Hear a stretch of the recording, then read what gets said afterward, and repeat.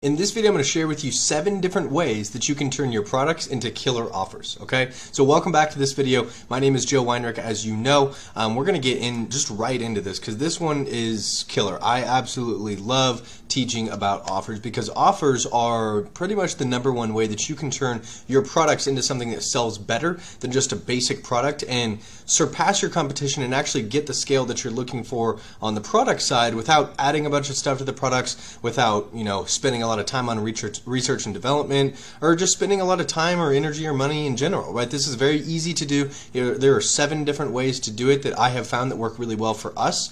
And honestly, I'm going to teach you at the end the framework that I use to put all of these together. So after this, you'll have all 7 that I use, and you'll be able to get a framework that you can use to put your own offers together. So you don't have to use my examples here. You can do your own, and when you put out anything to market, it's going to sell better than just a basic product that most people sell to. I mean, the systems that most people use right now to sell products, whether that's info products or e-commerce, whatever it is, they say, hey, here's the thing, give me money for it, right? And that's okay. Sometimes they'll have a guarantee, a little bit of risk reversal. They might say, oh, we got free shipping as well, and that's good, but this will actually teach you how to turn those products into killer offers that basically sell themselves. And you're not going to have to add a ton of marketing prowess to anything that you put out because they sell themselves. It's so good, it's so powerful, it's so easy to do, and here are 7 different ways to do it, okay? So let's hop into it. 7 different ways to turn your basic products into offers that sell themselves. #1, this is the one that everybody uses, like we just talked about. This is your direct offer, okay? So if we're selling socks, it's where I say, hey, I'll give you this pair of socks for $5.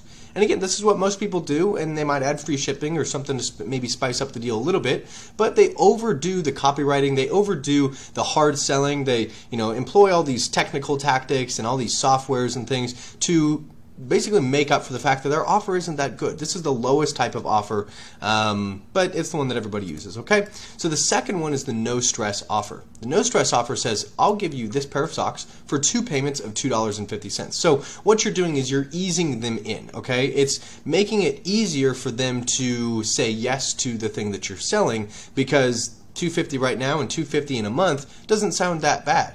Maybe $5 to them right now sounds pretty bad, but $2.50, half off for right now, and then I don't even have to worry about it for another 30 days. Great, I'll do that. And this works really well for us selling info products. If you've got the cash flow to do it for like an e-commerce store or actual physical products, go ahead and try it. Give it a go. At the end of the day, the only thing that we're doing with these offers is just trying to get people in the door. These work really well for back-end offers, but as you know, the closer somebody is to you, the easier it is to sell them on something. So we don't really need to do these huge grand offers like you'll see at the end for people who are already on our email list or already in our ecosystem, have already purchased from us before. This is really good for people who are first-time buyers, and they might be hesitant to try your thing because, like we've talked about, the #1 obstacle to people buying is they see it as a chore. They know the brands that they like, they know the products that they like, and adding anything to that essentially makes us like a chore. We're adding some difficulty onto the thing that they don't want to think extra about. And this makes it easier. This removes that obstacle because now they're like, oh, okay, that's easy. That's an easy way for me to switch. Okay, I don't have to be hard sold on it because now it's only $2.50. So that's a no stress offer. It makes it really easy for them to join onto your list and purchase your product and try you out, okay? The next one is the bonus offer. The bonus offer is really cool. The bonuses have done more for my business and my clients' businesses than just about anything else as far as like additional products go. So your upsells, all that's great, but an actual bonus on the product itself crushes.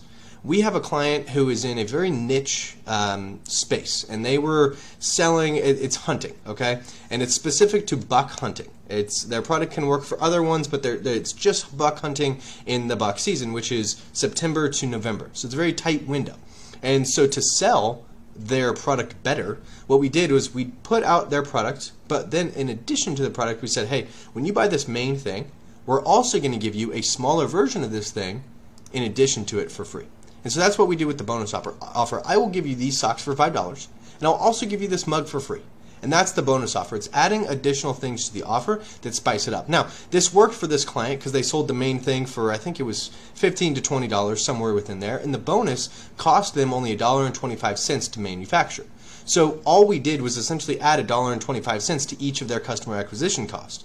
Now, that might sound bad to you. That might not sound like something that you want to do right now, but when you think about it, people are essentially paying you to get onto your list so that you can sell them more stuff down the road. And when you're selling something initially, when you put out stuff to market initially and people buy it to get on your list and to join onto your program, into your community, into your family, what they're doing is they're saying, I'm making this commitment to you, and if it's a good experience, if it's a good commitment and I get value out of it, I'll give you more money down the road. And so what we're doing every single time that we acquire new customers, we make the bet that they're going to enjoy this process so much that they're going to buy from us multiple times down the road, and we live off that recurring revenue of the lifetime value that they give us. So now when somebody buys from this niche hunting company one time, now they're on the email list. Okay, and the bonus offer, we were able to add over 1,000 people to their email list in just 2 months using these bonuses. And that's a bet that they're willing to make. Because if you look at it, like there were, I think it was 1,100 people, and $1.25 each. So let's just round that to $2. Even if it's even if it's $2,200 for them to acquire 1,000 new people to their list, we can average maybe $100, let's say, over the next year or over the next season from all of those people. So they're betting that I'll spend $2,200 right now, and that's again very over what they actually spent, but they're betting that they'll spend that right now, and betting on the lifetime value an average of 100 people, of $100 per people, and that was very, very low. Sometimes we can get that over $500 for a regular e-commerce store. It's not hard to do. And all that we do to do that is just add more offers to their email list in perpetuity. And so that's what that's where the bonus offer really kicked in for them, was they were saying, okay, well, I'll put all these bonuses out there. We'll spend $2,200 on the bonuses, and then over time, out of all 1,000 of those people that were added to the list, if we can get an average of $100 from each of them, that's $100,000 that you're putting $2,000 in to get in the long term. And that's a bet that anybody's willing to make. Okay? So that's where these really come in. So that's the bonus offer. The next one is the no stress plus bonus offer. Okay, so we're essentially just stacking the last two on top of each other. And that's exactly what we're doing here. So the no stress plus bonus is I'll give you these socks for 2 payments of $2.50. So remember, that ease in, that no stress. And then we're adding that mug on as a bonus. So we're just stacking the last two offers on top of each other and making it a really, really good offer. Okay, so you're easing them in on the socks and then spicing the deal up even more with the mug. Next is the risk reversal offer. Now, you probably have some sort of risk reversal in your business right now, but this takes it to a whole nother extreme. And then there's some requirements that you might need to have to do this safely for the growth of your business, but I'll explain this in a second. So this is the risk reversal offer. The risk reversal offer says, I'll give you these socks for $5, and I guarantee you'll love it or your money back. Now, this is basic risk reversal. Okay, I just added this in here just kind of, so we could have a talking point about risk reversal, because a lot of people do this. They're like, hey, I guarantee you'll love it. If not, your money back, full money back guarantee, blah, blah, blah, all that stuff. Most people have that. But if your money back guarantee, if your risk reversal in your business doesn't actually reverse any risk, and it's a huge pain in the butt for somebody to actually return that product, get their money back, and it's a whole cycle, that's going to harm your business more in the long term than you're going to get the benefit of having that risk reversal there in the short term. Because over the long term, if somebody actually doesn't like the product and they try to return it, it's a lot easier really to actually just honor your risk reversal than it is to handle chargebacks and disputes, than it is to handle bad reviews all over the internet, than it is to have somebody that never buys again. If you give somebody a good enough customer experience and you actually honor your risk reversal over the top, somebody's going to have such a good experience. Like a lot of those people are going to have such a good experience with that they'll give you another chance down the road. And you're not completely, just in the dark with them forever. Like they'll come back. But if you don't honor that and you make it a hassle and you make it a pain, they're not going to come back. And then you lose out on that recurring revenue like we've talked about of that lifetime value. And that's where the true business growth actually starts. And so anything that you can do to ensure that lifetime value comes in and that clicks in a secure, solid way is really what we need to do here to actually get the growth that you're looking for. Okay, that's when that predictable scale and that consistent revenue comes in. So the next one is the bonus and risk reversal offer. So we're, again, adding just the last two on top of each other. So this first one is the bonus plus risk reversal. It says, I'll give you these socks for $5 and I'll also give you a free mug. So that's the bonus. And if you don't love the socks, I'll give you your money back and you can still keep the mug. So we do both at the same time, right? So we reverse the risk completely of the socks, saying, hey, if you don't like it, I'll give you the money back and you get to keep the mug. But if they do like it, then it's just $5 and they get the free mug. So it's a win-win on both sides. That's really all that we're doing here, is we're making it a win-win for them no matter what happens. We're making it so that no matter what they invest with us, no matter what they give us to actually be added to our list and join our community, whatever they opt in for, it's a win-win. And they don't look dumb either way, whether that's giving us money, whether giving us their information for a lead magnet or an opt-in, whatever you sell, however you get people on your list. You just want to make it so that they don't look dumb if things go south. And this is how we do it. Okay, we stack just crazy good offers on top of each other and spice it up. Okay, and I can guarantee you, because I've done this 1,000 times for almost 30 different people and for both my own personal brands, that the people who opt in for your stuff are going to default on it at a very, very low rate. And I know that this all seems very too good to be true, basically, but they're not going to see it like that. They're going to see it as the product that they want and they were already going to purchase, just made better, right? But now it becomes not like, oh, who am I going to buy from? It's when am I going to buy it from these people, right? And that's what these bonuses allow you to do. And so you're not going to get people who are opting in for, just to get free stuff. I mean, you might get 2 of them out of 1,000 people, but that's not going to break your business. And the upside that you're going to get from adding so many people to your list and cashing in on that lifetime value over the long term is going to offset any of those bad actors that just opt in for free stuff and have to go through that, that hassle of actually saying, hey, do this, blah, blah, blah, give me my money back, blah, blah, blah, right? So you're betting on the goodness of people here. And that's what's really cool about it, because I've never run anything like this and had enough bad actors where it didn't make sense for the growth of the business. Okay? Next one is the win-win offer. So the win-win offer says, so it's still the mugs, still the socks. It says these socks are just $5 and they come with a free mug. Don't pay for them, just try them. If you like them, pay $5. If you don't like them, don't worry about it. You don't have to pay for it. And you can even keep the mug too. So the win-win offer, again, we're just basically telling them you're not going to look dumb. You're not going to lose out on anything. Reputation, money, esteem from friends. You're not going to lose any of that by opting in for this. It's literally a win-win for you no matter what you decide to do. If you don't like them, you get a free mug. But if you do like them, then you get a free mug as well as the socks that you really enjoy. Okay? And so that's the win-win offer. Next is the ethical bribe. All right? Now, bribe sounds bad. It's always used in a negative way. So I added ethical on here to make it seem better. So the ethical bribe says, this mug is handmade by elves in the Swiss Alps. Some people say it's worth $1 million because it always keeps your tea at the right temperature forever. But you can have it for free when you get these socks for just $5. So the difference between the ethical bribe and the bonus is we're selling the mug. And the mug is really the core of what we're selling here. And then the socks that we actually make money on is the thing that they have to buy to get this thing that we're selling.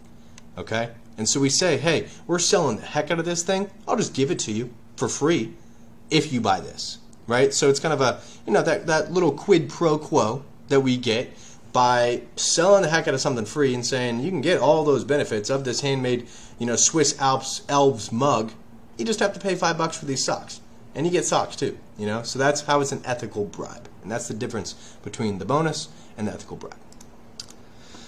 And then if you combine them, okay, say, hey, still same mug, still handmade by elves in the Swiss Alps. Some people say it's worth $1 million, but you can have it free if you try the socks. If you like the socks, it's $5. But hey, even if you don't like the socks, don't worry. You don't have to pay for them, and you get to keep this free mug that you absolutely love now because I've sold the heck out of it. So it's the exact same thing we just talked about with the ethical bribe, but if they don't like it, then they get to keep it, and they get their $5 back. Super basic.